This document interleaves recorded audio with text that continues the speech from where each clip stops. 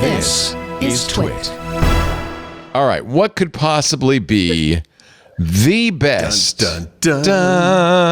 whiskey of the year? I mean, generally speaking, I'm not big on whiskey awards because I've done enough award programs with my own business to know perfectly well how manipulable they all are. However, the San Francisco World Spirit Competition is one of the oldest running anywhere in the world. It is, as far as whiskey competitions go, they are pretty dang legit.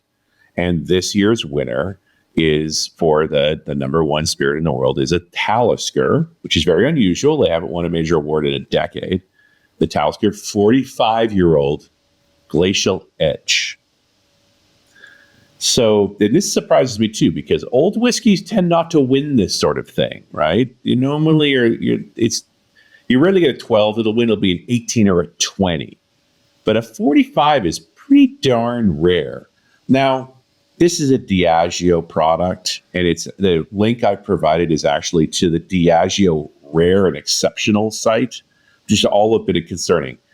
Again, this feels like ridiculous hype. So this means that in the late 70s, early 80s, which means before Diageo even existed, Talisker laid up a set of barrels and put them somewhere safe so that 40 years later, it was still whiskey. And the last few years, they did some interesting finishing. So enter a guy named James Aiken. And James Aiken is an adventurer who had, for the past 5 years, been sailing single-handed in a 33-foot sailboat called the Oaken Yarn. And one of his sponsors was Talisker. And one of the things he did for Talisker is he took a bunch of barrel staves with him on his Atlantic crossing. Those staves were then made into barrels to finish off this 40-year-old. So the whiskey wasn't taken on the expedition, no, just the barrels. So the barrels were exposed, right? The staves, so it's their pieces. Right. And they called this the Xpedition Oak series. That's now, there's been a few of these, and it's kind of interesting. But this particular one, the one I call Glacial Edge, they went one step further. They took a bunch of what they called, this is the quote, American oak Canadian whiskey casks. Uh-huh. So I go and do, it's Diageo. So who's it got to be? It's got to be Crown Royal. Right. And Crown Royal uses charred American oak casks, often used ones too. So they took 10 of those, they took 12 of those casks, and they took them to the high Arctic and left them outside for 4 days. The extreme cold supposedly creates cracking. So that opens up the wood to additional new flavors. But so they did a finishing treatment in this last iteration with this. And again, this is all ridiculous, pretentious crap. Right. But the only part I would buy into this is James Aiken is one of the supports this thing called Parlay for the Oceans, where they talk about communicating about the beauty and the fragility of the ocean. Like, it's a good charity, and I have nothing bad to say about that. Adventurers often to tie these two things together. But the best whiskey tasters in the world have called this the best whiskey in the world. It worked. The quote is elegance personified. They've also said things like, I don't care about the silly cask toys and games you played. This is really good whiskey, and you're never going to have any. Oh, there's maybe 800 bottles of this in the world. I noticed the button on the website doesn't say buy. It says inquire. Currently listed on the last retail price I could find was 4,000 euros. If you look on eBay, running about $8,000. Wow. And no whiskey is that good. Wow. Right? That is a lot of money for a drink.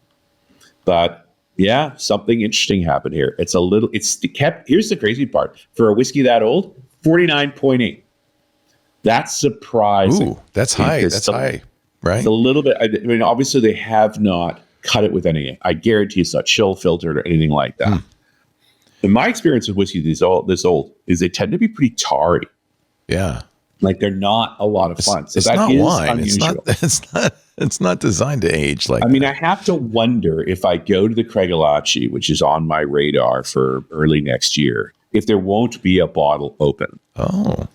because the reflection, like a few of these other very rare whiskeys, are often there. Although they're typically, you're talking about a shot, an ounce, for 1,000 or 1,500 pounds when it's a $10,000 bottle. And I've always avoided those for that reason, because there's only two outcomes. How good could it be? Yeah. Well, I either dropped $1,000 on a shot and it wasn't good, or I dropped $1,000 on a shot and it's amazing, and now I'm going to get divorced and buy a $10,000 because I want another one. Right?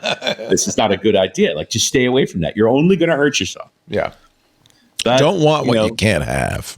Yeah, and it was ultimately not worthwhile. But it's surprising to me to see these absurd old whiskeys where these really qualified guys are going, man, that's a really special whiskey. How about that? What it's okay. Obviously, it's not the barrel staves on the sailboat, and it's not the Arctic cracking. What makes this so good, do you think?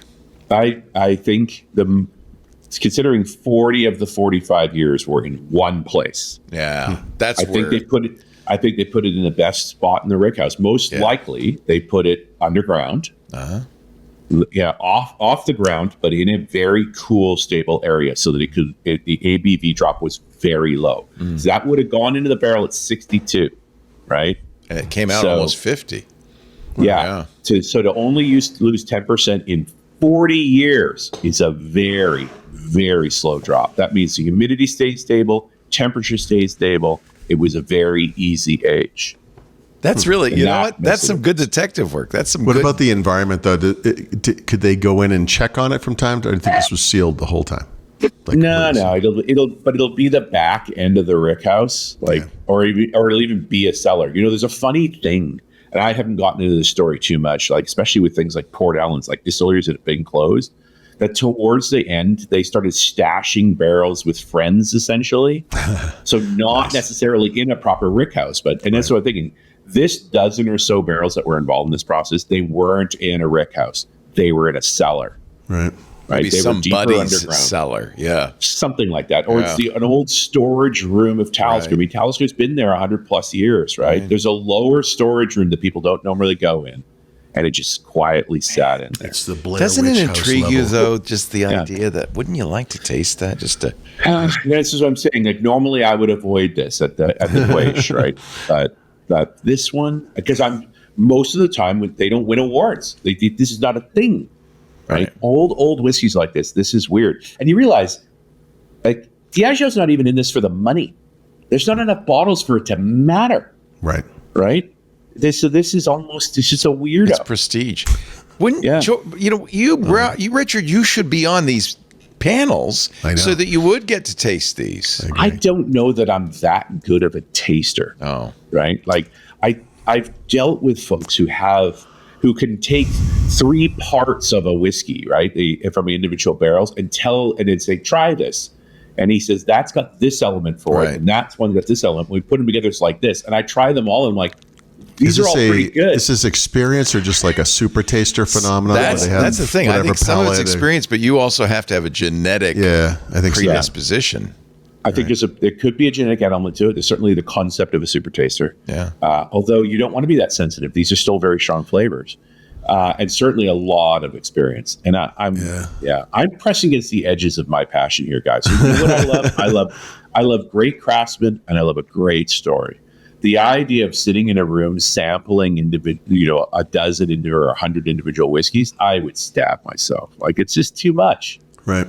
Like, I've done a lot of tastings, and by the 4th or 5th one, you're like, what? I could be drinking paint there. What do I know? Exactly.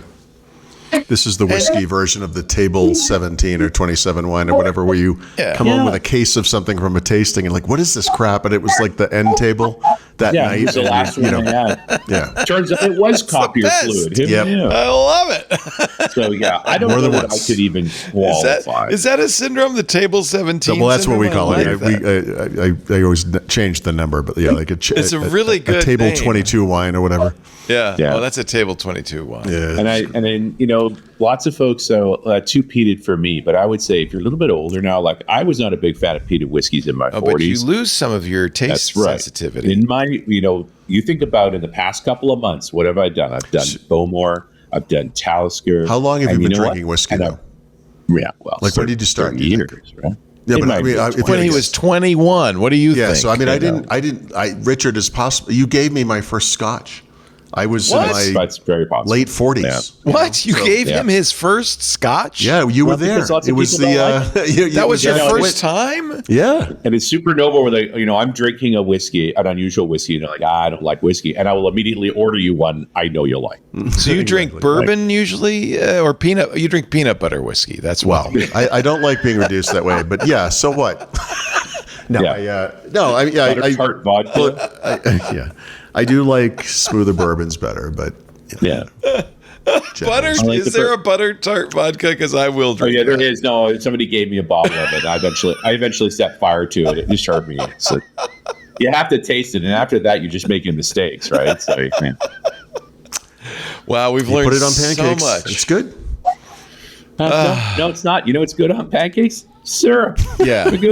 Actually, syrup. You come from exactly, from Quebec. You come from the country of syrup. Yeah, and I tasted on this cruise. I come from the company of sap. Yeah. They brought out some remarkable barrel-aged maple syrups. I would rather do that than whiskey, frankly. You could do a syrup tasting where they have the different, they're so good. Colors and all that. Yeah. I whenever I'm going down to New Zealand, Australia, and visiting family, I bring liters of syrup, stuff they just can't get. Can't get it. But the liter jug from Costco in Vancouver is $25. That's great. A week stay. We used to bring peanut butter to England when my father lived there because they couldn't get it. It was in the 90s. I'm sure they have peanut butter. It's a thing, and it's one of the few foodstuffs you can bring into Australia and New Zealand because it's been boiled to death. The biggest. I always declare it because you have to declare foodstuffs. The only problem I ever have at the border is that the border guard wants to get it from me. It's like, I'll trade you a pint of Manuka honey for that. You should just bring a little thing for him, I should. He really can't actually take it. That would be bad. But you're right. I should get a couple of little ones and just hand them out. But the liter jugs are prerequisite for my cousin on the farm and my buddies in Sydney. Even Troy Hunt has a bottle for me. So. Really? Oh, yeah. Do you visit with Troy when you go down there? Oh, absolutely, yeah. I officiated his wedding.